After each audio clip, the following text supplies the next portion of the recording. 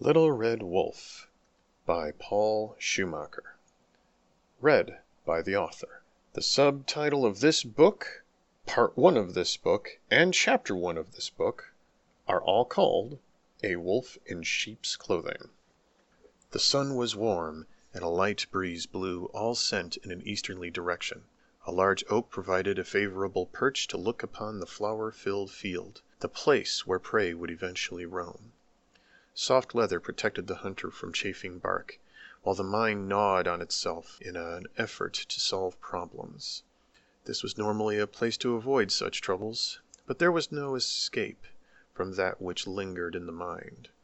The unpleasant possibility was now a looming inevitability whose deadline drew closer day by day. There was a rustle, movement. Patience had paid off. The prey, a treasure, entered the clearing, taking in the scents and colors. The head bobbed, looking left then right. It was not safe here, but the meadow was captivating. She let her guard down and stopped to smell the sweets. She didn't see me, the hunter thought. They never see me. Slowly the predator drew the bowstring to her ear and sighted down the shaft. The flowers were a distraction no little girl could resist. None but Selina, who adjusted slightly to the left for wind, and let death arc forward with pitiless resolve.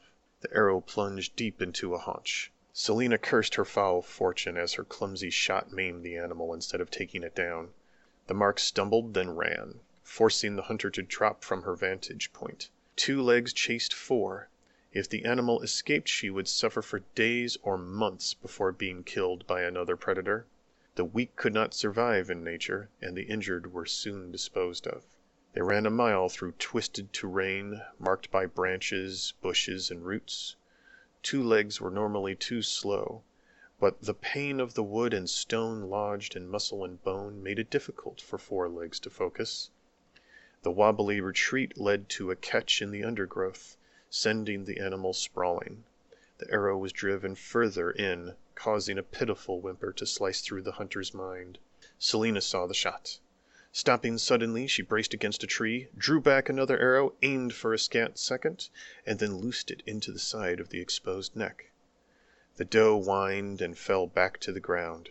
She struggled as life slipped away, then twitched and was still. Slowly, Selina approached her kill. The next shot came out cleanly, and she returned the arrow to her quiver. The haunch shot was messy. The feathered base slipped out, leaving the rest inside. This reduced her arrow count to 7. Normally she would not allow her 12-arrow quiver to carry less than 10, but she had been distracted for weeks, and it was affecting her judgment. It had been coming for a long time, but ignoring an unwanted marriage was easy when no one would have her. As it turned out, her father was much smarter and more dedicated to this cause than she gave him credit for. He knew there was no controlling her, but that would not stop an old hunter like him. An impossible task like taming a wolf intrigued him, and she had inherited this trait. Selina could feed and shelter herself without a man telling her how, but that was not how things were done in her village. For everyone else, the inevitable clamor to marry and settle down consumed their younger years. It was like marriage was the only thing that could tame the beast of youth and ensure the safety of the village. Marriage made girls into mothers and boys into providers who would then stop causing trouble, making them all good and wholesome. Ugh. The whole business sickened Selina. She had never been a good little girl, and she liked it that way. Named for the fullness of the moon, who watched her birth of screams and blood, Selina was neither an obedient virgin nor a manipulative whore. Something was very wrong with her, or so the gossipers whispered. When faced with danger, her emerald green eyes would sparkle with a ferocity not seen in other girls. Selina kept her red hair short and manageable, refusing to allow it to be long and proper. She was not afraid of the dark or strangers. She learned that boys bled just as much as her older sisters did when punched in the nose, and most scary things ran home crying when her bony knuckles blackened an eye. Nothing was as hard or invincible as they first appeared. Recent carelessness was proof of her terrible thinking curse. It was not like when she was 6 and Auntie Sasha tried to scare her out of the woods with stories of fairies and wolves. It was not like when she was 8 and her favorite aunt was claimed by the forest. It was not even like when she was 11 and began to bleed with the turning of each new moon. No, this was much more like last month, when she caught her father in the arms of a new woman. The image of shame and disgust burned into her mind, not allowing her to move into the next day without shaking. The dough was heavy. Most days it would have been easy to drag the corpse. Today, the world was full of conspiring brambles and branches that caught and snagged. When she finally found the log where she had left her skinning equipment, she dropped her gear in a nook where it could lean without being dirtied or damaged. With some effort, the dough was hung from a conveniently shaped tree. Selina scraped her skinning knife slowly along the flat side of a boulder. Once it passed her inspection, she made 2 deep cuts and let the body drain. The crimson river held her in a trance as it journeyed into the channel she had carved.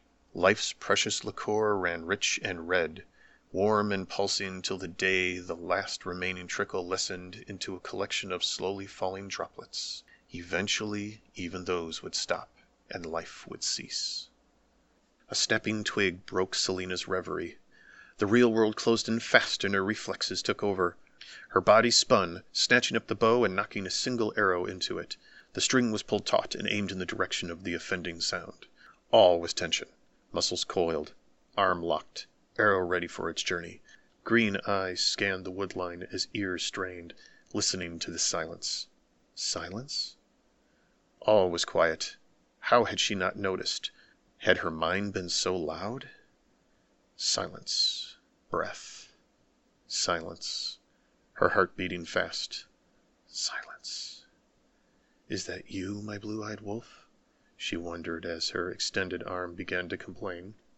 Her first kill had gone to the blue-eyed alpha and his amber-eyed pack 3 years prior. The wild gaze spoke of admiration. The recognition of a fellow hunter filled her with strength and courage. The offering of her first kill to the only entity to acknowledge her was an honor. "Selina!" Her big sister's voice called through the trees. The rustle of her passing reminded others that her prey did not live in the forest. "Are you there?" "Here, Valora," Selina answered, her body relaxing slowly, the arrow sulking back into its quiver. "How did you find me?" "Where else would you be?" Her big sister stepped into the clearing, drawing a long brown strand of hair back along one ear. "There are only so many places for you to do men's work without getting caught." "Does that mean this was the first place you looked?" Selina scoffed, retrieved her knife, and returned to the kill. The last remaining trickle had already lessened into a collection of slowly falling droplets. "The third," Valora admitted, with a sheepish grin. "Father's had all day to get good and furious with you." "Lucky me." Selina's knife bit too hard and cut a jagged hole in the deer skin. She cursed, spat, and repositioned her blade. "Always the lady," her sister mocked. "Don't you have an inn to run? It'll take more than a day for Frederick to run it under." "Father didn't ask you out here to find me," Selina accused. "That would be unladylike." "Yes, well," her sister admitted. "He ranted at Thomas first." Poor Melissa. Selina smirked at the thought of her perfect sister's perfect husband and their perfect home being disturbed by the rage of their father. "Poor nothing," Valora snapped. "She's the oldest. Let her pick up the pieces for once, like the oldest should. Do you know what she did? She brought him to my inn. My business. Not only did he chase away 2 of my regulars, but then he set to eating himself a good lunch on the house. Then he decided to dirty a perfectly clean room with a nice long nap." The change in Valora's demeanor amused Selina in ways she would never admit.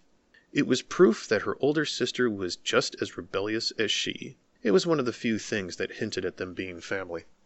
"So, you had to get away?"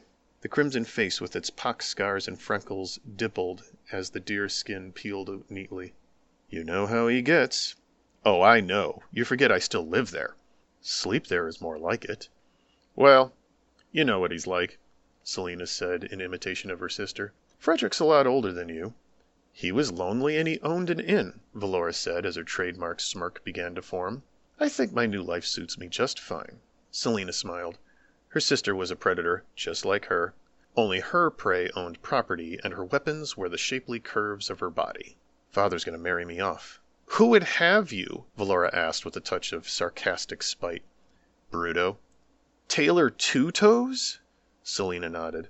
Well, I guess it's a good match. You with your hunting and skinning, and him with his tailoring. You could be the husband, and he could be the wife. Plus, he's a witless simpleton, so you should be safe. I doubt he has enough sense to know what to do with your girl parts. And Frederick does? Hey, older men know things, Selina. Valora's eyes danced and her sister flinched at the meaning. Ew. Oh, darling little Scarlet, Valora said in the patronizing way of older sisters that made the youngest siblings' blood boil. Someday you'll understand. I'd be howling mad to let that happen. Good idea. Valora's tone suddenly turned bitter. You should just stay out here. Wait until Luna's eye is full and bright. You can stare at her all night and maybe catch a bit of her lunacy. Might fix you with all this crazy talk. The sisters locked gazes. It was an ancient game of dominance played by all predators throughout time. Selina felt her gaze slipping, so she looked back to her kill, cut the last bit of deerskin, and thrust one warm and bloody side into her sister's hands. Here, make yourself useful. Valora flinched but did not drop the skin. You're going to carry the rest of that bloody mess in your hands? The innkeeper asked as the pair of them began to fold the hide. Only the sinew. I need more arrows. Wasteful. The rest is for the wolves. Selina's gaze was far away again. Her sister noticed and shook her head. You really are a loon, attracting wolves like that. At least wolves don't fight their nature. Oh, no. Valora scoffed as her sister gathered her tools. They know exactly where they stand.